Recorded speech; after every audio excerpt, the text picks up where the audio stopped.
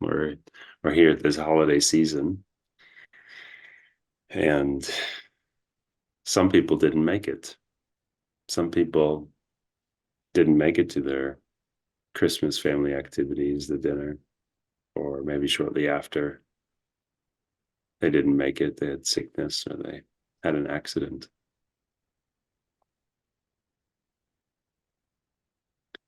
It just reminds us about this this precious opportunity that we have.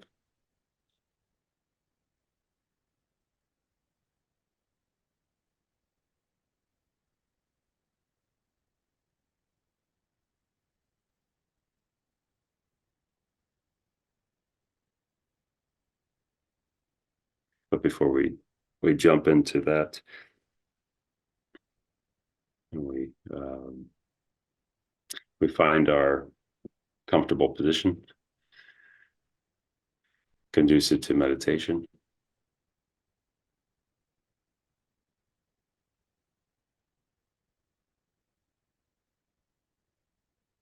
We can just experience or feel the weight of the body sitting, this substantial mass,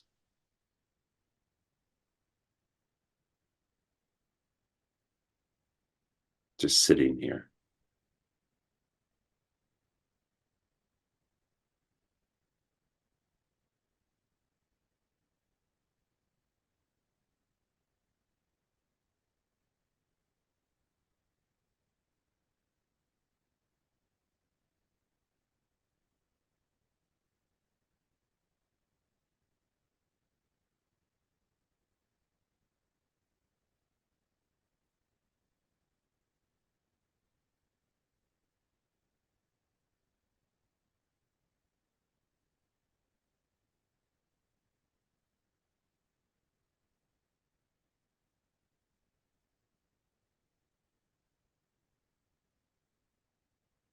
Bring to mind our motivation,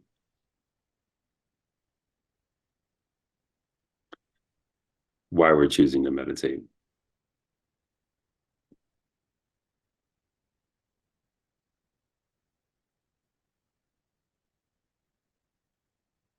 Why we're practicing, why we're developing our minds.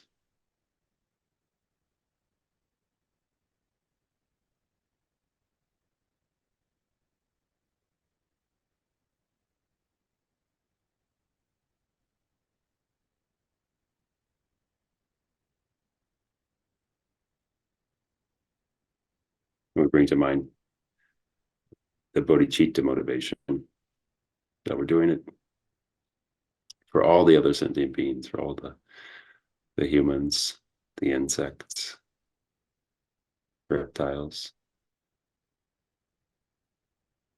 all the tiny organisms that we can't see with our eyes.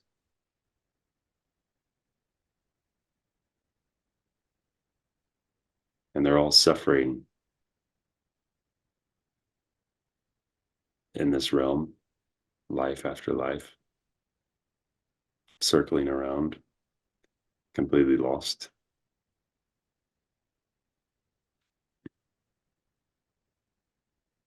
But we've made the contact with the Dharma. So we have this aspiration to do something, to develop our minds, to become enlightened, to go beyond suffering, to develop this wisdom so that we can come back with that wisdom and we can help each and every single one of those sentient beings.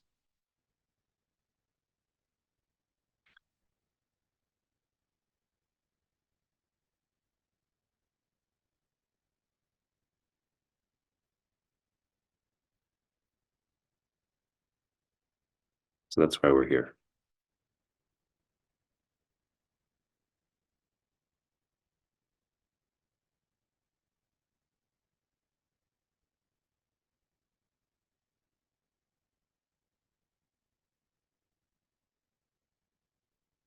And with that, we bring to mind the rarity of this precious human rebirth.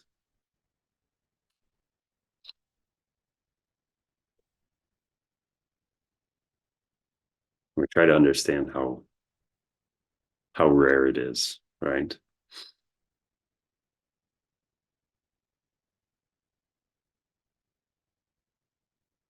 Try to see how few humans there are compared to other sentient beings.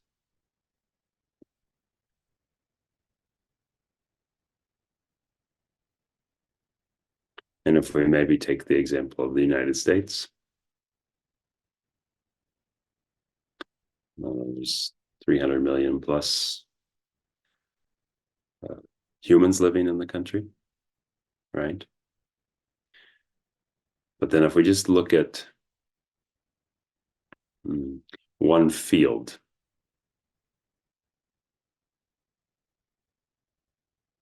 maybe where a farmer's growing crops, or there's animals living, or a nature reserve, just in that one field in the summertime, there are millions or even billions more sentient beings than there are humans in this country.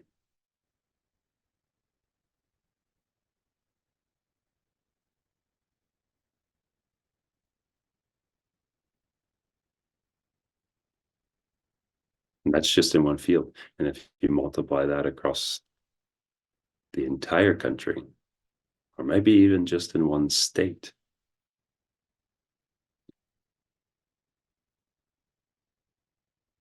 there are obviously many more sentient beings.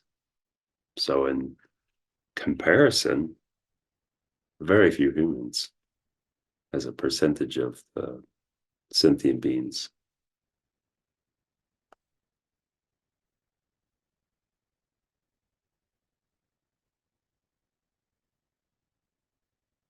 So it's very rare. And if we take it a step further and think about all the human beings that are interested in spiritual practice and those who are not, the number is getting smaller.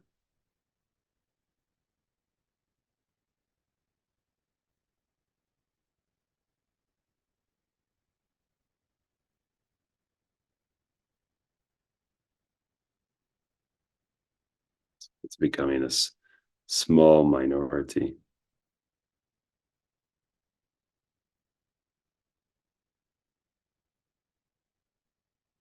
So to actually find those humans that have the possibility to meet the Dharma,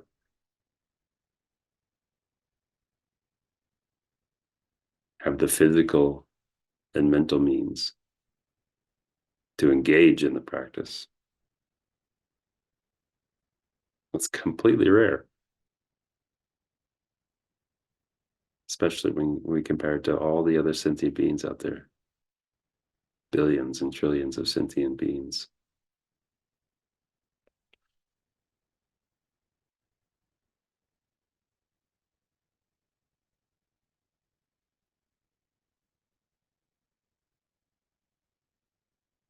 So there's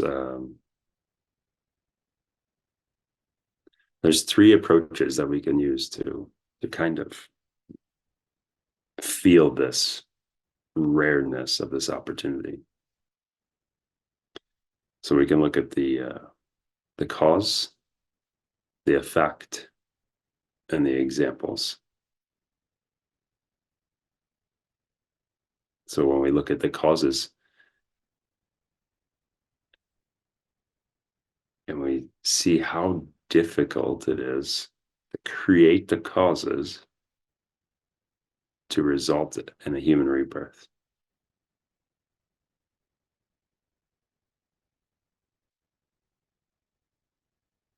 So we can think about that for a moment. We've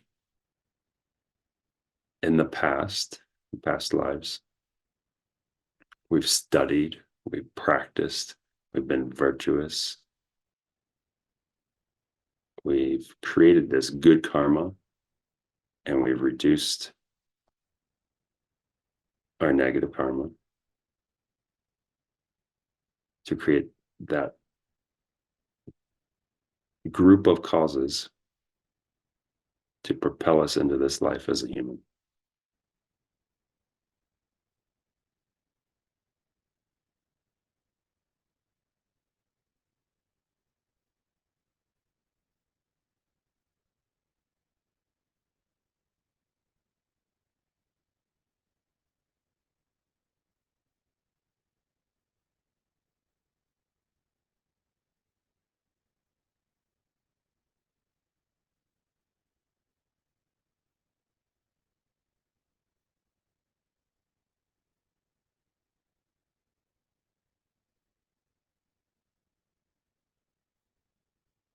And then we can look at the effect side.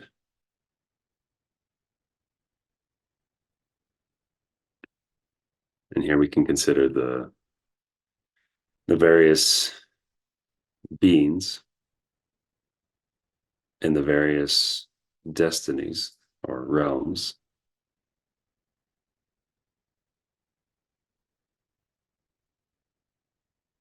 that are not human. And this is the result, the effect of their past actions.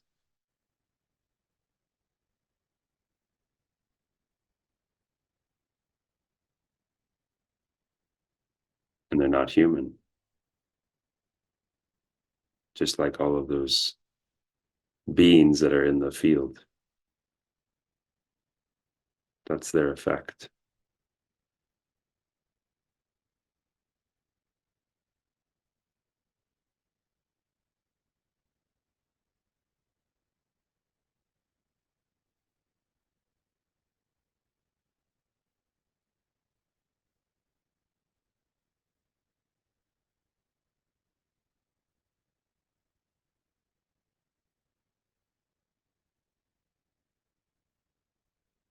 And then we can think about those examples, right?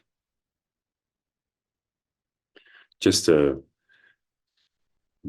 they're examples to give us an understanding of how rare this human existence is. So the earth is covered with 75% water.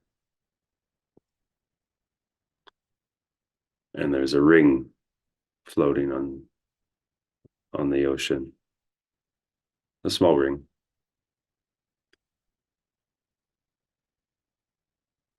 And there's a turtle that lives deep, deep in the ocean. And the turtle only comes up every 100 years for air.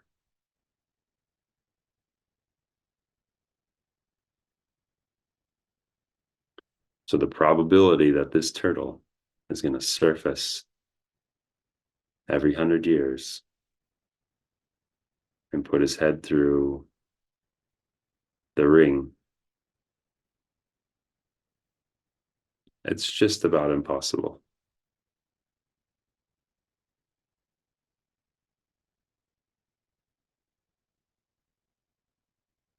And that's the rarity that we have of having a human existence in the future. It's just about impossible.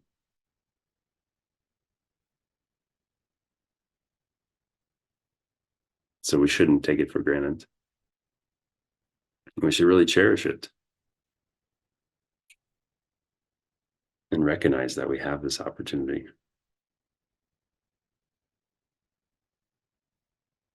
And make the decision to use it well.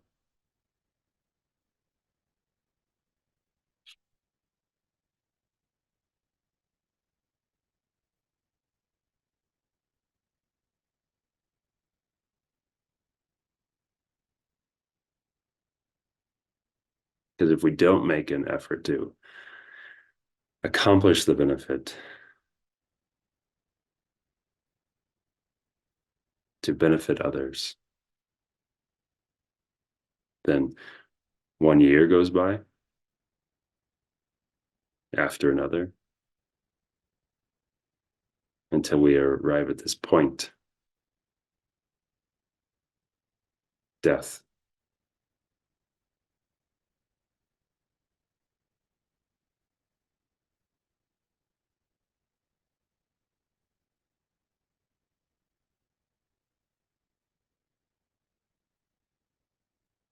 And then at that point of death, we can look back. And we can look back at this marvelous opportunity that we had, that we just wasted.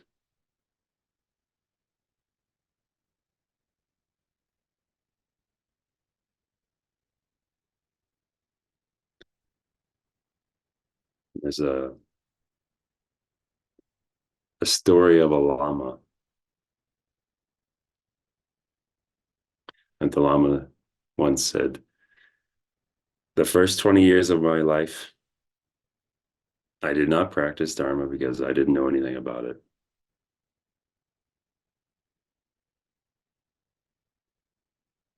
The second 20 years of my life, I decided I was going to practice Dharma, but I didn't have time.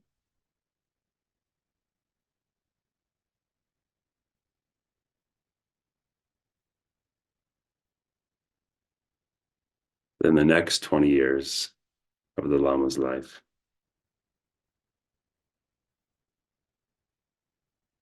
he said, I was not able to practice anymore. And that was my life."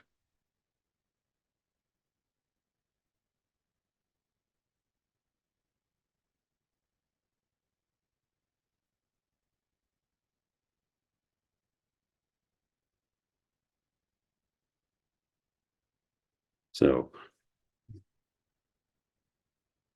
we have a lot of conditions to practice the Dharma, and each one of them are rare.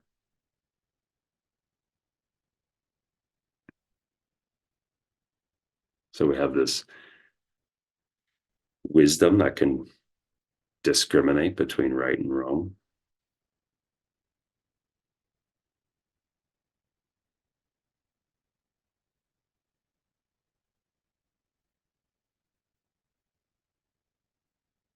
Which is very important. It's not just a quality, right? It allows us to discern between negativity and virtuous actions. So it helps us steer clear of the negativity and go into the virtuous path.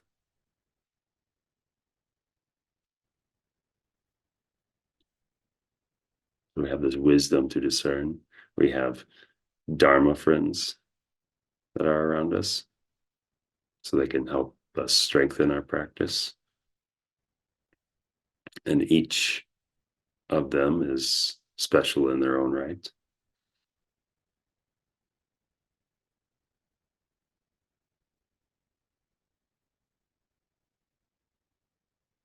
So when we're able to recognize how very special this opportunity is, then it really enables us to put this effort into making it meaningful.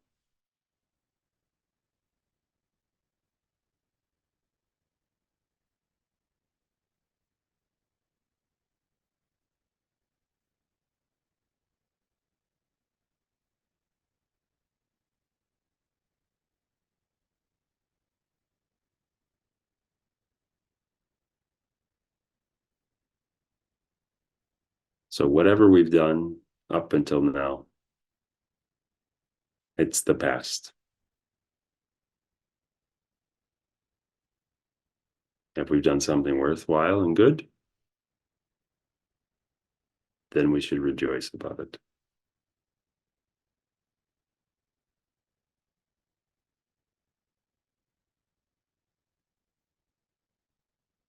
If we've let our life go and distraction and kind of just drifting around without control, it's okay. That can't be changed. But from now on, we should do our best to use this life meaningfully and not waste it.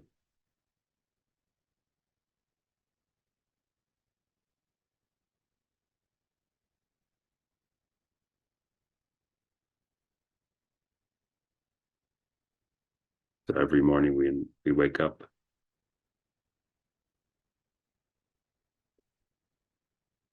we can set our path with conviction.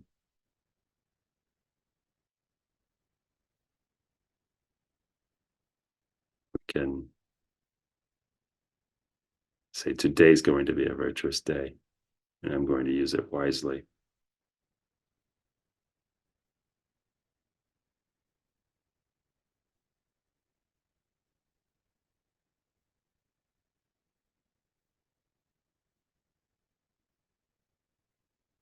So no matter what we've done in the past,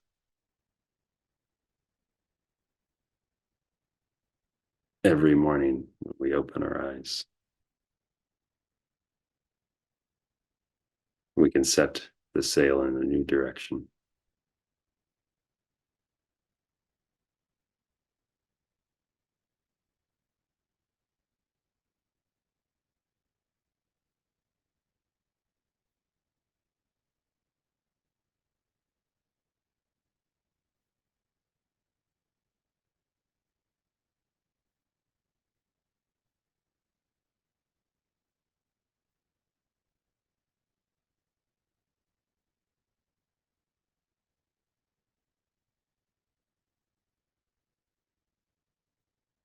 A few meditations ago, we used this example of this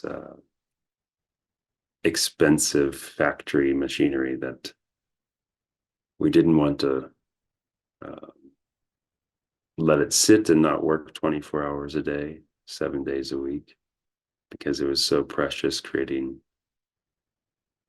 all of these products. And we clearly, as humans,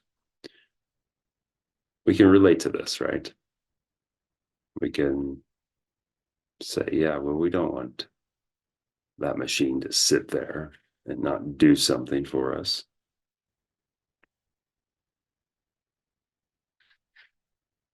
We want it to be productive and working all the time.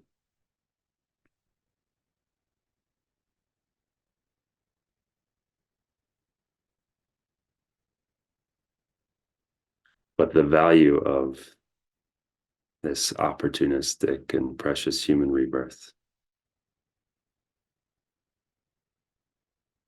that value we don't see immediately, do we?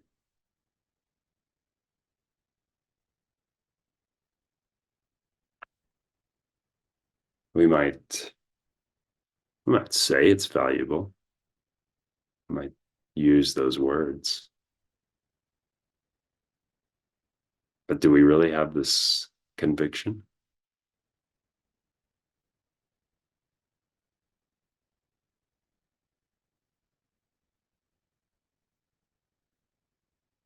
Do we have the same conviction as we do with the machine?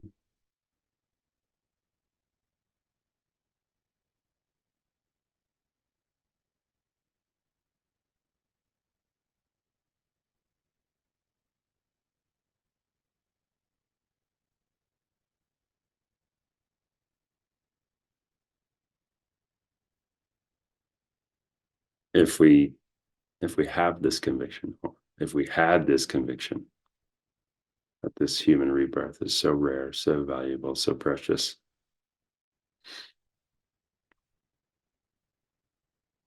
then it would be completely unbearable for us to waste it,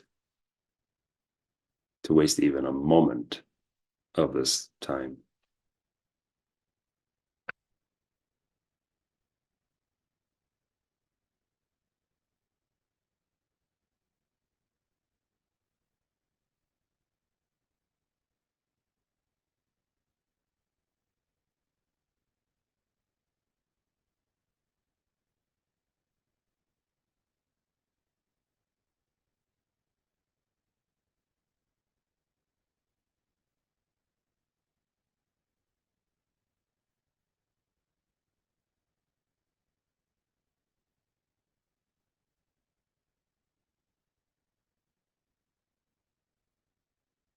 So there's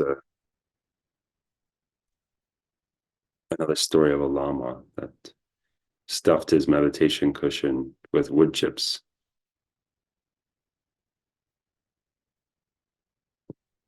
because that's all he had. And as he was sitting there in his meditation, uh, a splinter was sticking through the cushion and stuck his leg. And he started to bleed.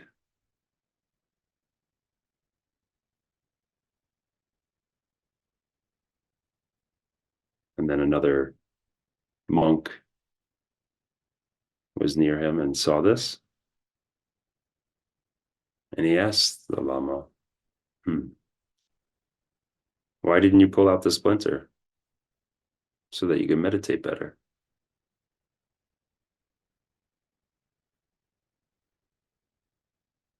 And the Lama said, if I died while taking out the splinter, it would have been a waste of very precious time.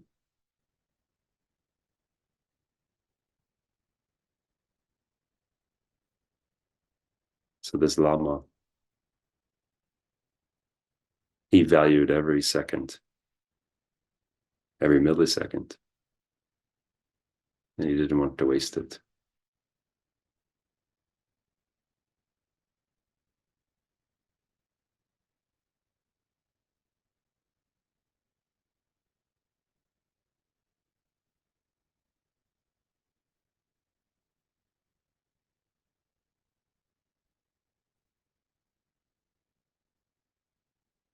So like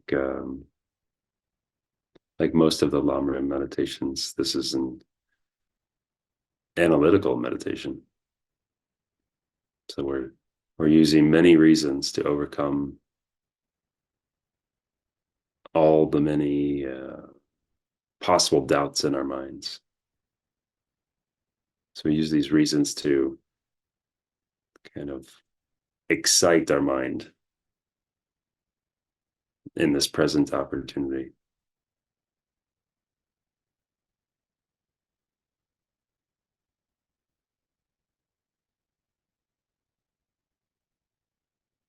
We try to shift our mind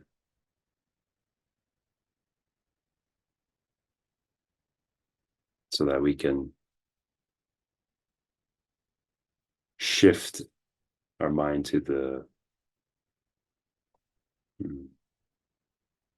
the extreme, going as far as we can to realize the precious nature of this human rebirth so that we don't waste it. So it doesn't become day after day, year after year.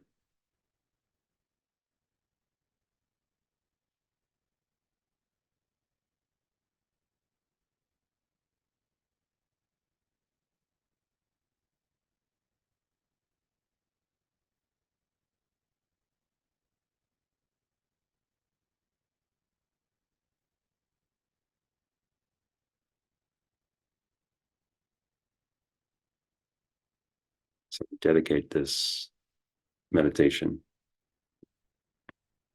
all of our contemplations that we've made, trying to shift our mind to become a better person, to see the rare moment that we have to practice. And we're bringing to mind all those that are sick or have recently passed. In particular, Shayla, who's having a medical procedure. And we dedicate for their swift recovery. May the procedures go well. May those who have passed find a precious human rebirth.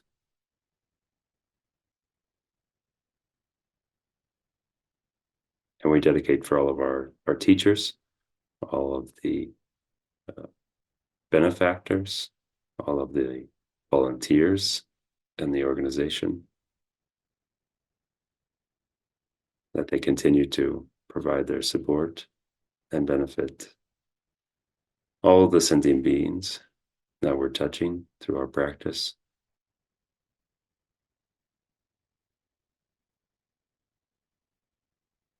And we dedicate that the last few days of this year go smoothly, and that the year to come is even more virtuous and auspicious than the years have passed.